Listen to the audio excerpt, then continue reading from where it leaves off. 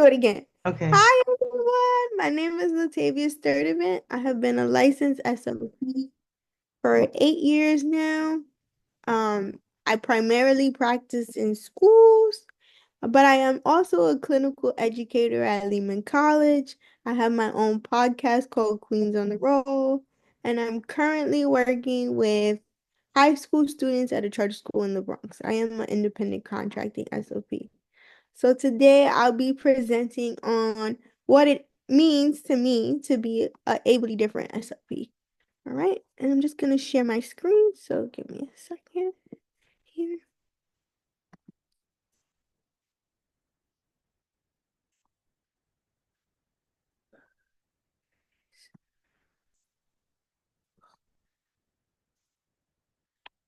There we go. Can you see my screen? No, right? Let's try this again. There we go. Can you see my screen now? Yes. All right. So in my presentation, I would like to define disability inclusive spaces, dispel any myths or misconceptions about people who are ably different or disabled, and examine whether we are creating disability inclusive spaces in our field, and inform our community that anyone can become a speech language pathologist, even someone who is ably different. So, what are disability inclusive spaces? According to the American Speech and Hearing Association, they are spaces that are accommodating and welcoming to people with disabilities. How do we accomplish this? Making the environment accessible, person first language, valuing clients' opinions, and celebrating differences. As we go through this presentation, I would like you to think about, are we creating these spaces for our colleagues? So a little bit about me, I said a little bit earlier, but I'm also a travel SLP, so I go to people's homes and I'm doing it through an agency, but I'm also a lead advocate for the Amputee Coalition and the content creator, editor, and host of Queens on the Road podcast. So why I became a speech language pathologist? I wanted to put this slide in here because it's important, I think, for you to know why I wanted to do it and then to understand the road going down. So I originally wanted to become a pediatrician, but then when I did my research and I found out you don't become a doctor till you're 30, I was like, yeah, that's not for me, so no way. So I started thinking about how I can help people. And I've always had a desire to give back to the ably different community. Partly because I had speech as a child, but also because I have cerebral palsy spastic quadriplegia. So, as a SOP, it is an honor to give someone the ability to communicate, but this journey for me has not been without its challenges, and I had to dispel some misconceptions and carve out my own lane. So, right now, we are going to play Common Misconceptions You. All right. And so it's going to be you guys against me, of course. So let's start. And so the question is, what do you think are some common misconceptions about people who are ably different? Any answers?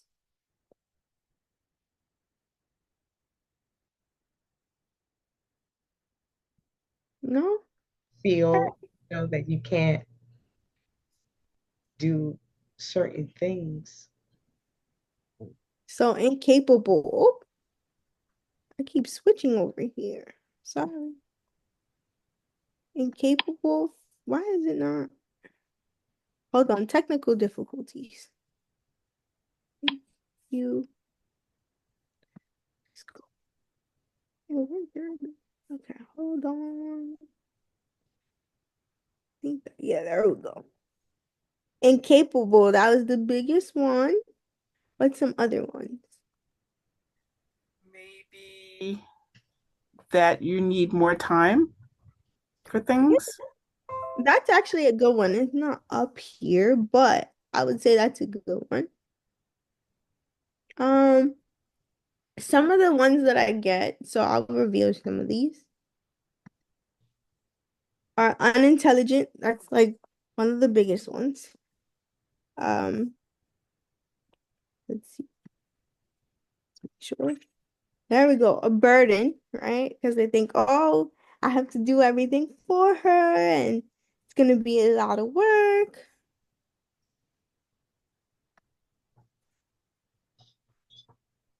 Insignificant or small population. So it's not a lot of people. And so, we don't have to be that accommodating to you because we don't have to do it for that many, right? Or needs help or wants to be fixed. So a lot of times people who are able to be different often get like, oh, she wants to walk, she wants to talk, she wants to see. That might not necessarily be the case um, because we've learned to cope and deal. And so we're comfortable in our own skin. Sometimes we are, sometimes we aren't. But we can't always assume that we want to be fixed, right? And then you want to walk, see, hear, and any of those five senses. I get that often. All right. So, what challenges do you think I may have faced as an SLP who is ably different?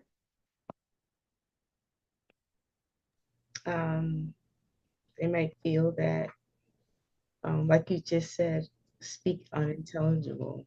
Some of them might think that. Yeah, definitely. That's the biggest one for me. Maybe dealing with people who might feel sorry for you, that kind of thing. Yeah, Yeah. yes, definitely. That's Mhm. definitely one of those things. And then I have the opposite. Like it can be crazy sometimes. But challenges I faced during my collegiate journey is inaccessibility on campus. So they didn't have automatic doors or no tables for me to sit at in the classroom. So I found myself doing a lot of advocacy there. I also had limited clinical externships because colleges didn't have clinical practicums that were accessible. So I had to find my own, which is a challenge to find my own, but I did. And then there's always a reluctancy to provide needed accommodations, so like extended times on test, a note taker, a volunteer to assist me in the campus clinic. And there's always that reluctancy because colleges are not required by law to provide the accommodations. So they always feel like they're doing you a favor. Um, yeah, if they do it. So misconceptions that are often influenced by our societal misconceptions about people who are ably different, right? So I had a lot of colleagues in the field when I was doing clinical practicum. They would say like, you can't track data on an iPad. Like that's not acceptable. You got to do it on a paper and a piece of paper and a pencil. Or even if you get consent from clients, you can't record your responses on a tape recorder while conducting an evaluation. You're not allowed to do that. You have to do it by paper and pencil. And so you're gonna have to figure it out the best way you can. Um, so those were some of the challenges there. What would you do? So you know how John Quinones has this show on ABC. So I took a page from his book and I said, imagine it's your first day providing speech language services at a preschool facility. You are in the client's classroom providing services. Then all of a sudden, the client's mother walks into the classroom and begins yelling, "Get away from my daughter. There is no way you can work with my daughter and you are in a wheelchair." How would you respond to this parent? Mm. I guess could Yeah, go ahead. you see me, I'm raising my hand. Okay. I guess I would respond to her the way, I would if it was something else that she had an issue with.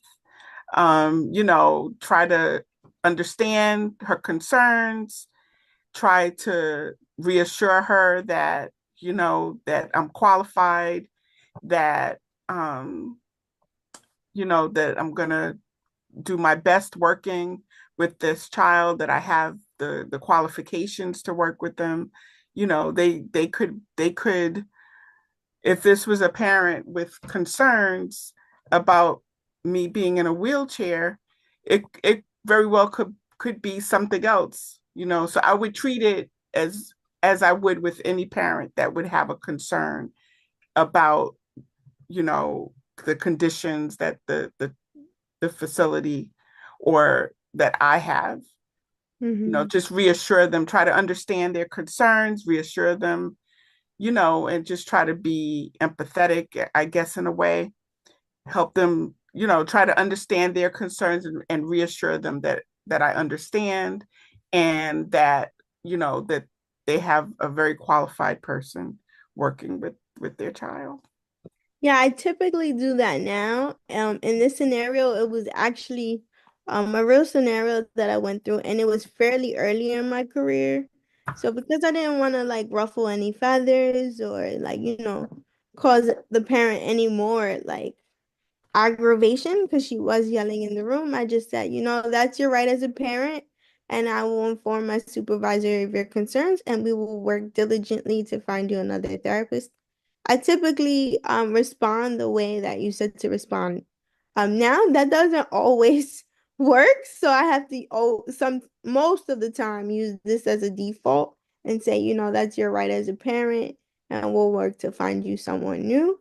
Um, and also the preschool facility, remove the parent from the classroom and then inform the parent that they would attempt to find another provider, which unfortunately they wasn't able to.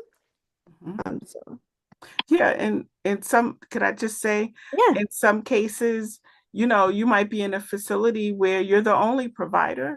So, just like, you know, as a consumer, I want to shop, if I want to shop around to a different doctor or a different therapist or a different, whatever it is, I have a right to do that as a consumer.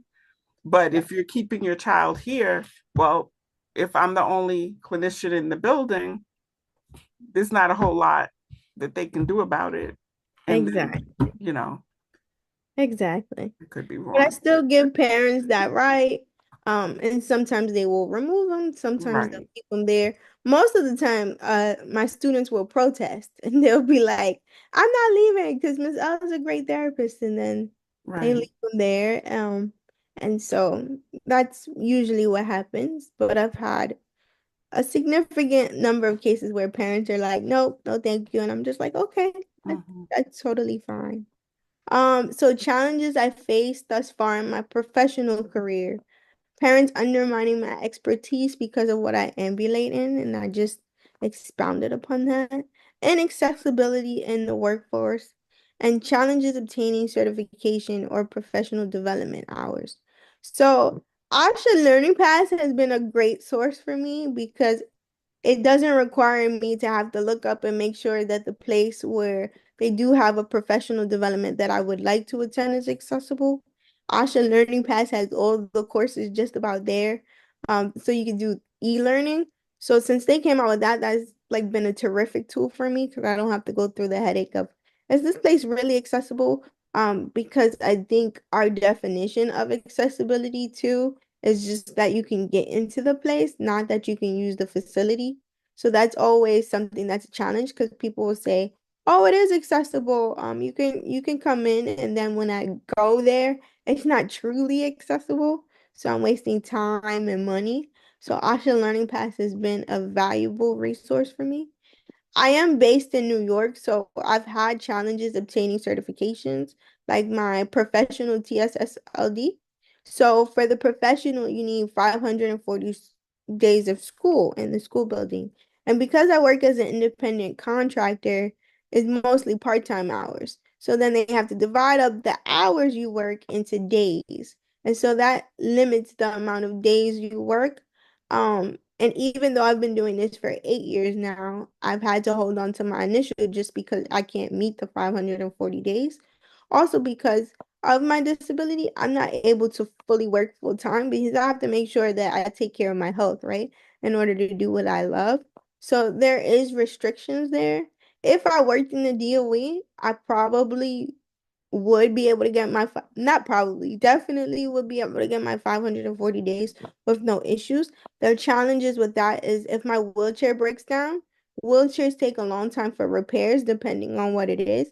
And so you can't be out consecutive days in a row in the DOE. If that's the case, you have to fill out an intermittent family leave. And I just didn't want to go through the hassle of filling out all that paperwork. As an independent contractor, I make my own hours, I set my own days. And so if I can't come in, it's just I can't come in and I'll be out for however long. And they're willing to work with me. When you are working a 9 to 5, that's not so easy. So I needed that flexibility, which is why I'm primarily kind of, I don't want to say forced, but I'm kind of driven in the independent contracting direction just because of the needs that I need. So, yeah, that has been a challenge. I'm currently trying to work with some legislators to see if we could put like a caveat in there somewhere because there's a lot of people like me who are even going out for teaching certifications that it's difficult to do the requirements of the days that they want. If you see 8 years of experience and you see I've been through the school system that long, at some point you should say, okay, she has the amount of days. It's 8 years of in school service. Like we can give her the license. There's just no uh little caveat in the rules for that. So it's very stringent. And so I'm trying to work with legislators now to see if we can expand that a bit. Um, so yeah. Okay. But experience is a great teacher. So thus far, what I've learned, from my experience, I've made a few professional decisions for myself. So I never disclose to places of employment, parents, or clients that I am ably different. I let my expertise speak for itself. There are instances where sometimes in employment, I feel like, oh, it might give me a little bit of an edge. So I leave it up to myself to make that decision. But 9 times out of 10, I would say 90% of the time, I don't disclose because I feel like it puts you at a disadvantage. So I don't do it. And like I said before, I became an independent contracting SLP and I am a clinical educator. I just feel like the experience that I bring to the field, um, is unique in a way, right? And so I can pass that on to future clinicians to be open-minded and be empathetic and look at everything from both lens and not just one. So that's why I love being a clinical educator as well. I have been selective about the settings I work in. So, like, I don't do early intervention because sometimes most of the time that's going into people's homes and, I'm having to work with parents. So, just because my experience with parents being uncomfortable, I kind of like stayed away from that. The medical field, I've stayed away because I'm just concerned about productivity. You need to like fast over fast turnover time for paperwork, and sometimes I'm not able to keep up with that. So I've been selective in that regard. So it just depends. I'm not saying that I might never venture there, but just because of my circumstances, I have been selective in like, oh, maybe not. Maybe I will because I don't want to deal with having to advocate for things. You do get tired of being an advocate at times. And so sometimes you decide like, oh, I don't want to deal with this at this very moment. So I'm gonna table this for later, but it's not something that I don't think I will never do. I just have to find the right time. And perceived weaknesses, I think, are my strengths as an SOP. So a lot of the times the clients we work with don't feel seen or heard, or people focus on their inabilities and not their abilities. So I feel that I'm able to connect with clients in a unique way because I felt like that in my life, right? Um, and I've had speech therapy myself, so I know how clients may feel, especially young clients may feel about some of the activities we do in therapy. So I try to always make them fun and engaging, and I always collaborate with the parents, the clients, and the teachers. And I always tell my clients it's a team effort. And for my college students, I teach them to be empathetic. Like for me, that's paramount in therapeutic intervention. So some sentiments from my clients because they heard I was doing this presentation and they were like, "Oh, I want to share what it's like to have you as my speech teacher."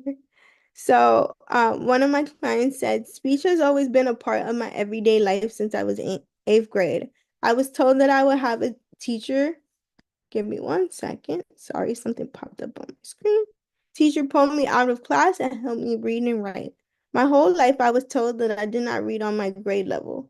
I was told that I am slower than other kids, and I always got the lowest grades, even when I tried too hard. In my last year of high school, or the last 2 years of high school, I got a new speech teacher. I was annoyed and was not very open about meeting someone who did not care about me. I was in for a treat. I met her. She was a beautiful young woman in a wheelchair. She said, "My name is Miss L, and I will be helping you with whatever you need for the school year." Right away, I took out my practice Regents exam for English, and we started working on it together. A few months later, I passed my exam with an 83 on my second try. I got to work on my college essay and learn how to write an essay and work on vocabulary, organization, context, and even understanding of my writing style. She became more than a teacher to me. She was a friend, a counselor, a professor, and a role model. She showed me that if she can do it, we can do it. She believed in me and she worked with me even when I did not believe in myself. I have laughed, cried, and felt all my emotions with her. Miss L got everyone's attention. We begged her to come to all of our events and to never leave us. She has always been a voice in my head telling me how to correct something or to check something. She will forever be one of and my one and only speech teacher. She is the teacher every child deserves. And this was from another one of my students. She said, "Miss L is a wonderful speech teacher. She made sure I felt seen and heard. We always worked on things that I wanted to work on, and she explained to me how the skills I needed would be helpful for my future. Without her influence in my life, I could not have finished college. I am truly grateful to her." And some sentiments from my students at the college is it is an absolute honor and a privilege to have Professor Sturdivant as my clinical educator this semester. This is my first clinical semester treating clients, so of course I was nervous treating young children for the first time. Professor S has made the transition from classroom to clinic smoothly for me because she ensures me and the rest of the team that we are here to learn and grow. Every day will not be perfect, and our mistakes will evolve and eventually transform us into prominent SLPs in the future. I highly appreciate her teaching style because she is direct and transparent about what is expected, what works, and what doesn't work. She is very supportive and provides constructive criticism in the best way. She is willing to hear our thoughts and opinions about anything and will talk for hours to make sure all of our questions are answered. She tells you the realistic expectations of being SLP because of her vast experience in the field so far. Please do not judge a book by its cover because Professor S is a mighty woman who can do it all. She doesn't know it yet, but she will be my mentor for the rest of my life. Some other sentiments. Professor S. diverse lived experience are an invaluable resource for us, the student clinicians, dedicated to providing equitable, inclusive, and disability-affirming care. Since day one, she has been her authentic self, kind, compassionate, and deeply committed to uplifting those around her. For this, I am truly grateful. As a mentor, she encourages us to learn from her experience as a speech language pathologist, a minority in a homogeneous field, and a differently able person. She relates to our clients' struggles in a way that only someone with firsthand experience can. I feel honored to learn from her, knowing I will be better prepared to deliver high quality care to my future clients. And then the last one, having Professor Sturdivant as my clinical educator has been such a joy in the learning process of speech pathology. I really appreciate how proactive and caring you are. Your willingness to step in and help whenever needed makes a huge difference. Your support not only lifts others up, but also creates a positive environment for everyone around you. Right? So, how has my career evolved over time? I am an Asha Step mentor. Like I said earlier, I created my podcast in April of 2022. It was created to educate and inspire people about the ably different community. I haven't put out an episode since November of last year, and that is because I have been doing a lot of advocacy work. So I planned and organized 3 rallies, two in Albany, New York, one in Mount Vernon, New York, regarding Medicaid parity. And Medicaid parity is just about durable medical equipment. So a lot of the durable medical equipment places here, like nebulizers, hospital beds, wheelchairs, braces, and prosthetics, they have shut down. So I know for a fact brace and orthotic places have received a 19% attrition rate in New York. And the wheelchair vendors, because they cannot stay in business with the low reimbursement rates, they became one national company. So it makes it harder to get those materials that I need and others need to even be productive. So I did plan those rallies because they're only getting 1987 rates. Yes, I said 1987 rates. So a lot of the businesses are closing. And I definitely need the equipment to stay productive and doing what I love. And I know a bunch of my family and friends who also need it as well. So I have been putting a lot of my effort and time there, in addition to working like three jobs. So, and it's a one-woman show. Like I edit, I create the content, I do all of it. So something had to take a back seat in my busy schedule. And unfortunately, that was it, but I am definitely getting back on it. I plan to actually release a new episode this week, so look out for it.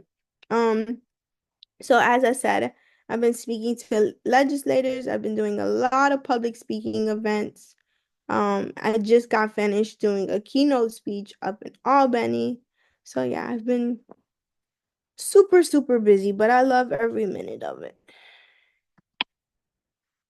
So, are we creating disability inclusive spaces for our colleagues? What are your thoughts?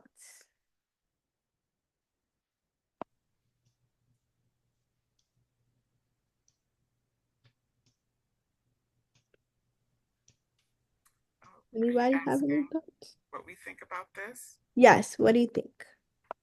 Okay.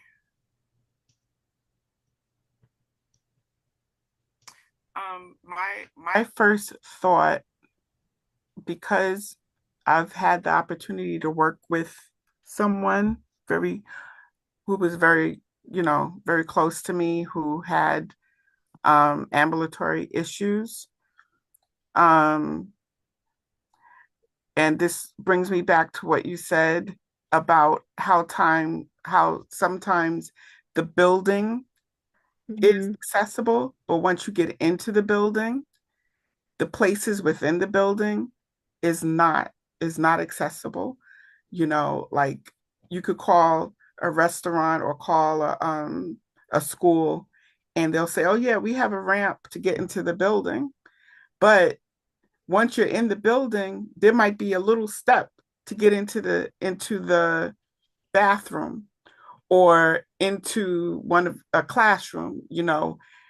That that does not mean it's accessible if you can't access the places within the building. Maybe you Mm-hmm. can get into the building, but once you get there, do you have wide enough aisles? Do you have tables, like you were saying about the classroom chairs in your college classrooms? Do you have, you know, seating that's accessible or tables that are accessible? So, no, I think we definitely need to do more um, as far as being inclusive and making more accommodations. It's not enough just to have a ramp. You have to view it from the eyes of someone who has ambulatory issues, or any whatever it is, whether, if it's some other sensory issue. Um, so those are my thoughts I there. definitely agree, and that was my sentiment exactly, right? We have to do meaningful changes that support everyone. So it's not just about, oh, you could get in the building. It's, do I have full access to use whatever's in the facility and can I do it? Right? And we're just not quite there yet. There's a lot of reasons why I feel like we're not there yet. Um, the biggest one, I think what we need more of is empathy, right? You need to be able to put yourself in someone else's shoes and look at it from their perspective. Like if I was this person, how would I feel in this situation? And then from there, try to make meaningful change. I also think we need to do more on the legislative end because I think the ADA needs to be updated because according to the ADA, most of when it comes to accessibility, most that they really worry about is can you get in the building? It's not really about accessing the building, and using the facility to its full advantage.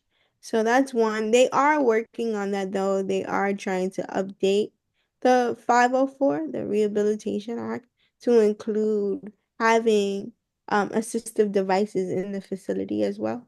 But that's going to take some time. So I feel like it's up to us um to do inclusivity, and it has to be more of an action word instead of just something we say, right? We have to put action behind it. So I think there is a lot more that needs to be done. I think some on the legislative end as well, because for example, even with colleges, if you make a building a monument, they don't have to make it accessible because it's a monument, you know? So there is like little caveats that allow places to get around the law that I think we need to kind of cut out. Because there is so much technology out here today. We're living in a different society where everything is pretty much accessible through technology. And so our workplaces, our spaces need to have that stuff in there for people who need it. And it just needs to be more inclusive. So I really think we need to take inclusivity and make it more of an action word. But it starts with empathy. Mm.